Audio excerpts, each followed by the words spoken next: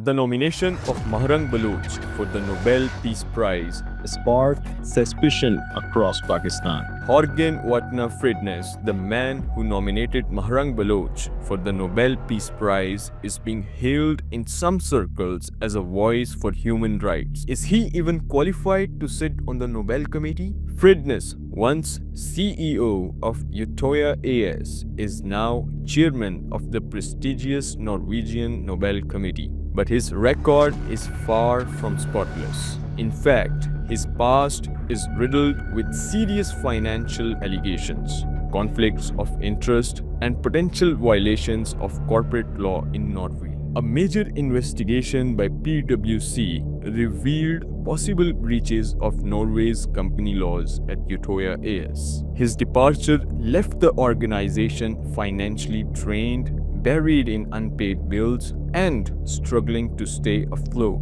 Disturbingly, funds meant for public good were allegedly used to promote his own book.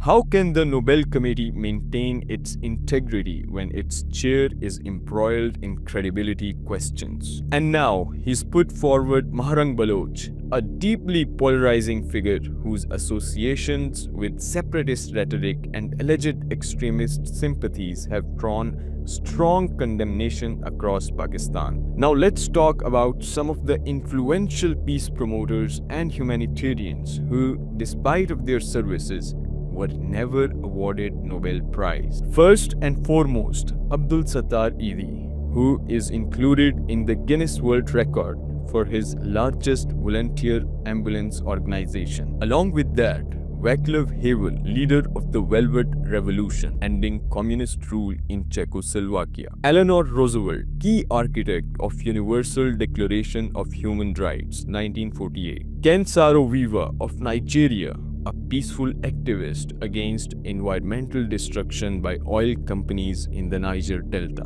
Edward Snowden, who exposed global surveillance programs violating citizens' privacy. Coming back to Mahrang Baloch, for millions of Pakistanis, she isn't a peace icon. She's a controversial figure who is tied to separatist networks and violent incidents. She, along with other BYC leaders, were involved in forcibly taking bodies of militants from a morgue. The bodies were allegedly those killed in a train hijacking operation.